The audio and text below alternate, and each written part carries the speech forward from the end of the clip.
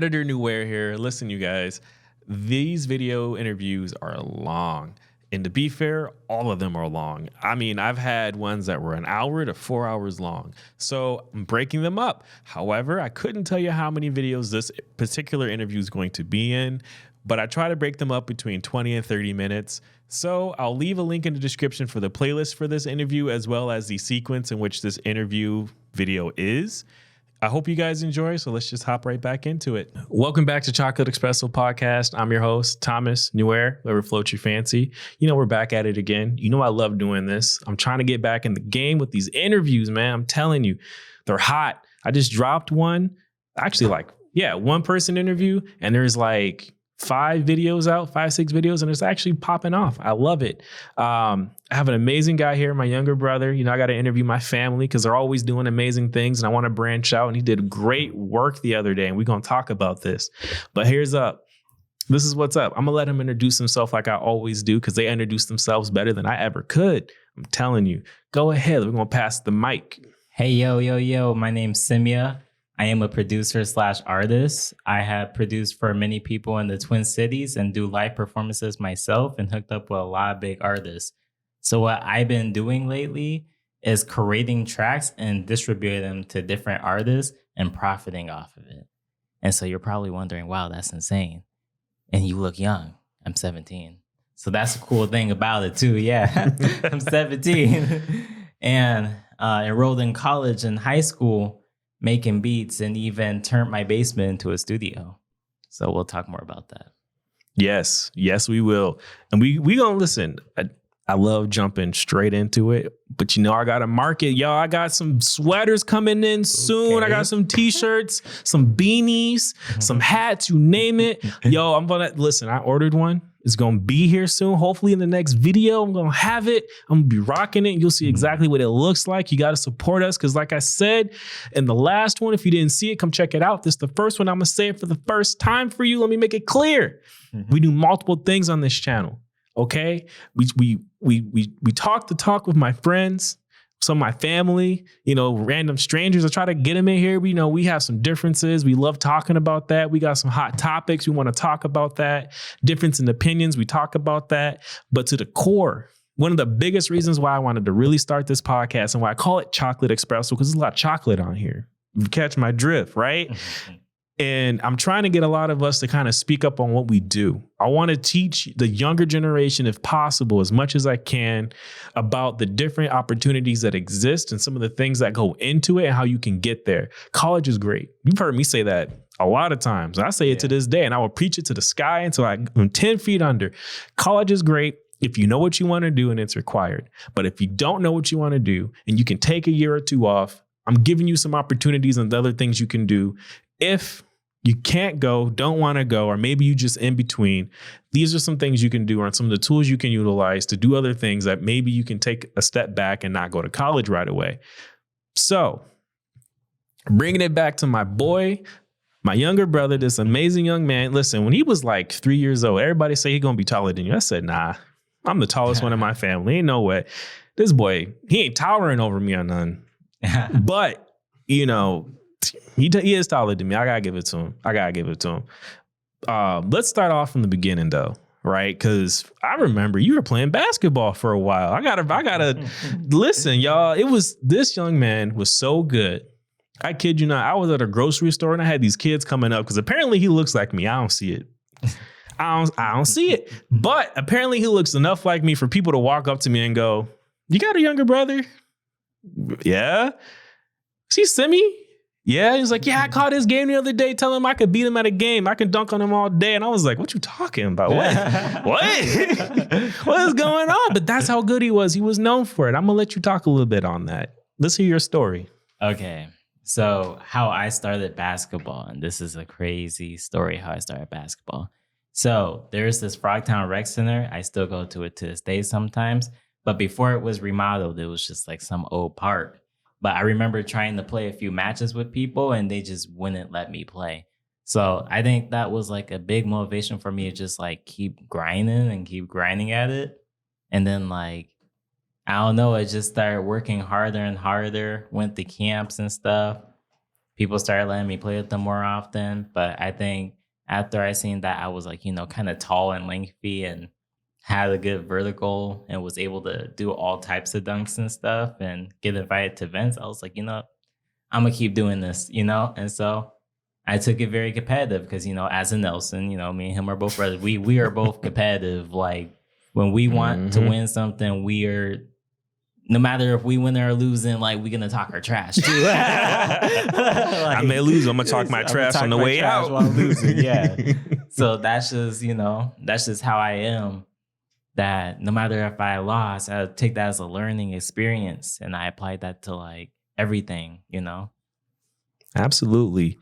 So that, I bring up the basketball thing because it does speak to some of your character about how you were grinding. You kept grinding away at it. And I see a lot of that now in your music production career. You going into that industry as an engineer. And, it seems like sometimes, and I got to admit this, when you call me, it seems like I'm distant. I'm listening to you, man. I see you for what you are. I'm proud of like some of your accomplishments. And, we went different paths, right? Like I'm a skills man, you know what I'm saying? I'm good with my hands. I'm good with those kinds of tools. You ask me what this tool is out of a toolbox. I'm like, oh, that's what this is, right? Yeah. You on the other hand, you asked for a wrench. Why you handing me a screwdriver? You know what I'm saying? Like, but that's okay because I can come to you and I say, hey, I need a beat for this. And you're like, yo, give me like 5 minutes. You know what I'm saying? Like it's so cool because when you know people with different areas, it really kind of helps. It's networking, right? Yeah. And with us, it's family. So it's a little different, but nonetheless, it's like being able to know somebody and know you can trust in what they're able to bring to that table. It's an amazing feeling. And like yesterday, actually, you just had a tournament. Let's talk about that a little bit. And I was texting you. I was like, yo, you make this beat, like that was dope. And even like with your music and your artistry, it's kind of amazing to kind of see that start point to now, you know what I'm saying? Like that's kind of cool. Let's talk about that though. Let's talk about your music career. I want to get into some of the tools you used and a little bit of the cost. And then after that, I want to talk about how you even got the tools. Like, did you work part-time jobs? What kind of help you got? How did you network? So it's a lot, but we'll walk through it. So first, let's talk about the tools. How do you make some of your music? So now, currently, how I make a lot of my music is through a laptop or through my PC. And I use an app called FL Studio. I used to use Logic Pro. And I also know a lot about Ableton. So I kind of mastered like the 3 main music production apps, but I'm an FL Studio guy, It's mainly for hip hop. That's my opinion. So, and I'm more of a hip hop person. So that's the materials I use. I use an interface Volt 2 generation, and I use an MXL microphone 990. You got any discounts with that, man? You gotta listen, y'all, man. I gotta get him some alpha links. I think is what they're called. Where you can. When I figure it out, there'll be some in the description. But that's kind of dope. So like, even when I was in your studio, you had some speakers in there. You had a keyboard. What's the keyboard's name? The keyboard name. Dang. I cannot remember the keyboard name. But my friend. So this person named Cyan, she was like, "Oh snap, you're like really doing great with this music stuff." I was like, "Yeah, I need to get like a MIDI keyboard and everything, and I'll probably be set." She was like, "I got one of those things. I don't even know how to hook it up or use it, but I'll give it to you." Right? I remember looking it up. The keyboard was like $200. I was like, "Look, are you sure?" And she was like, "Yeah." I remember at the current time, it was like 500. I was like, "You just want to give this away to me for free?" And she was like, "I don't think my mom would be too upset. They don't use it." And I was like, "I bet." So I go to school. I go to school in the morning. She's like, I'm at the gym, right? She can't even like carry the keyboard because how heavy it is. She's like half dragging. I'm like, "You don't know how much value's in that keyboard. Pick it up." And she just like gave it to me. I was like, "You know what? Thank you." I remember giving her a shout out to her one more time because I still have that keyboard. So yeah. See, I think people don't realize too, like when you talk about this industry, especially when it comes to like anything art related, right? Yeah. Just think about a random price in your head and then triple it in some cases, right? Like, I think keyboard, like I can think of just a little cheap green. What is it called? Those blue. Well, those blue guys. You know what I'm talking about? You probably too young. There's these little characters, like 3 guys. They painted themselves blue, and they use these like weird, quirky like pipes to make really cool music on keyboards and stuff like that. We had one sitting in the house, but I mean, what, $50 for a little keyboard? I'm thinking, no. I mean, these keyboards, like the keyboard I saw that you have, has like little square dots on it. Yeah. They light up. They do different stuff. There's different. The keyboard's different, right? Like, it just does different stuff, and it sounds like it interfaces with FL Fruits, or what'd you call it? So, are you wondering what the interface is? Yeah. Okay, so what the interface is basically a separate box from everything. It's a box that has a hardware that you download from online. But with that interface, it makes it so you have better CPU. You don't usually have to worry about like your microphone crackling and stuff like that. So your PC doesn't come with 48 volts, the interface does. So when you want to turn on the mic like an MXL microphone, it needs power to send it. So with that said, the interface makes it so you can connect microphones, an instrument like an electric instrument, or it has built-in compression. It's mainly used for a lot of podcasting or music production in general. Oh, that's what's up. So, okay, now I get what you're saying. These are some of the things people don't even know about unless you kind of get into the industry. And then it sounds like there's different grades of stuff you can really kind of get into. Out of your recommendation, like if you had like $500, look at his face. He's like, if you had around $500 and you wanted to start, like, just kind of really get your foot through the door and kind of figure stuff out, like, what are some of the tools you think are must have right off the bat? So with $500, if you already have a PC, a laptop, and the app you use, right? Then with the $500 you have left, I will buy a microphone and an interface, because that's really all you need. If you get the microphone and the interface, you're set. And also get headphones, get mixing headphones, get like Sony headphones or any type of headphones that are specifically meant for mixing. You don't have to buy $300 Skull Candies to hear good quality music. You can literally even just pick up headphones in the house, and it might even just work for now. But for basics, with $500, get the microphone interface and some headphones. That's all you need. In your opinion, do you feel like reinvestment is a necessity for you, or is it kind of just like, I got what I need and this is definitely going to work for quite some time? I think reinvestment is definitely, it's very, I'll say this, right? I started off with a $13 microphone, and I told myself, with this $13 microphone, I'm not going to buy another microphone until I make money off using this microphone. So with that said, I went from a $13 microphone from a microphone being $200. So. Hey. I don't even know what to say to that. Hey, this is coming from a 17-year-old. Not to narc on 17-year-olds, but I mean, soak that in. Seriously. I mean, and a lot of things that are that fall short with a lot of younger people in your generation and the generation before you, I think. It's really hard to explain that, like, if you're going to start a business, is what you have is a business, right? And we'll talk a little bit about the licensing and some of the other stuff you've dealt with and had to go through. But you try to tell them, like, you have to reinvest. Like, if you're starting through the door and all you got is $300, okay, well, tell yourself, I can't buy something new until I get past $300. Yeah. You know what I'm saying? Like, I got to make money, and I got to make enough money to reinvest into a better tool, and if that better tool can shave off 15 minutes of your time, well, 15 minutes every day, that adds up within a month.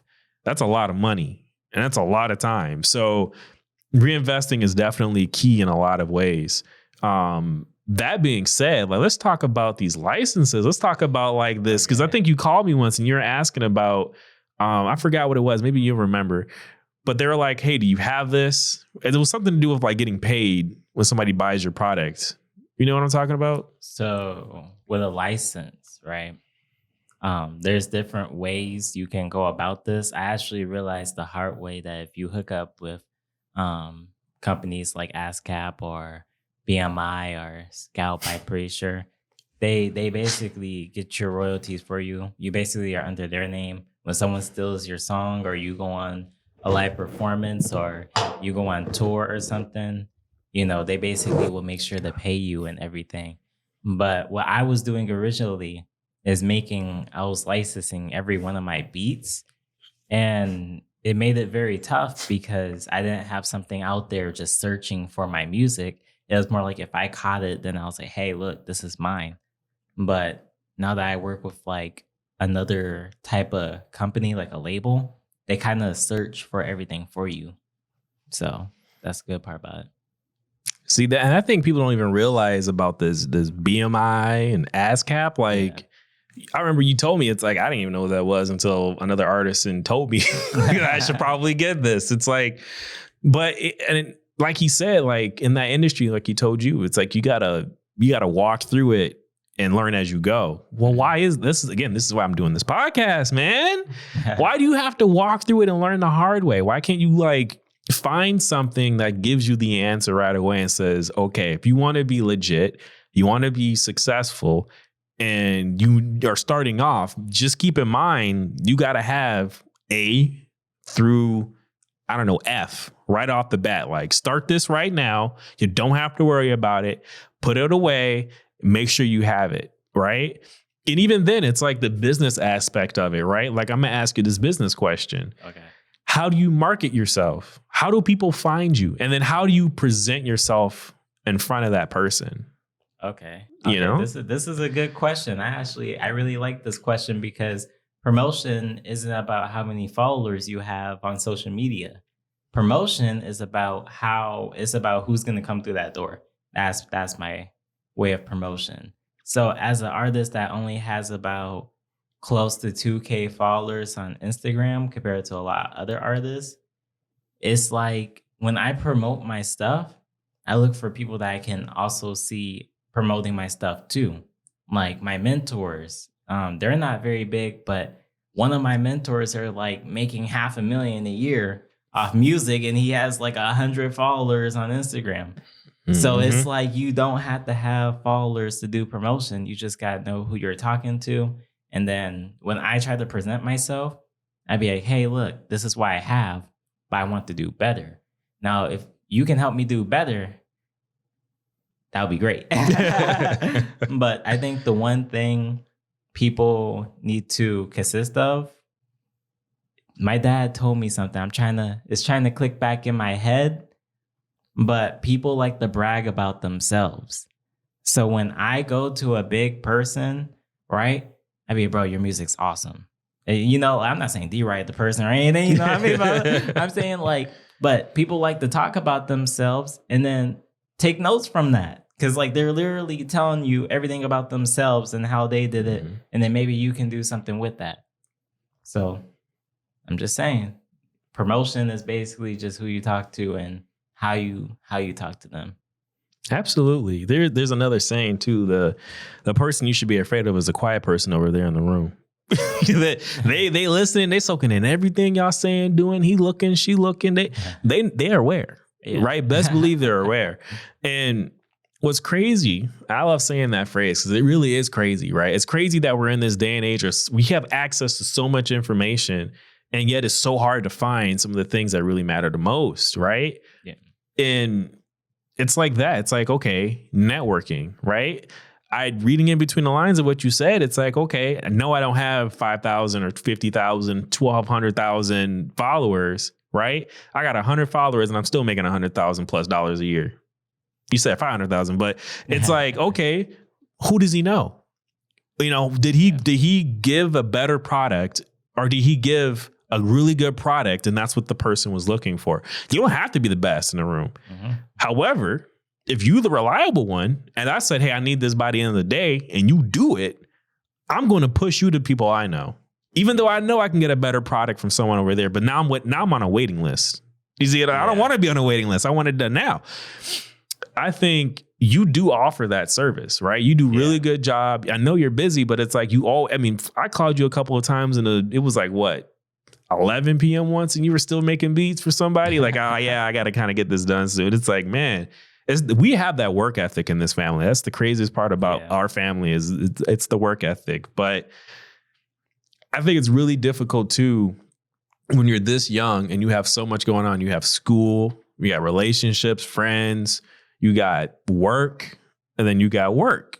You know, like you got your regular job, and then you got your side hustle, which is really starting to flourish into really what you want to do for the rest of your life, and that's what you're going into college for, right? Yeah.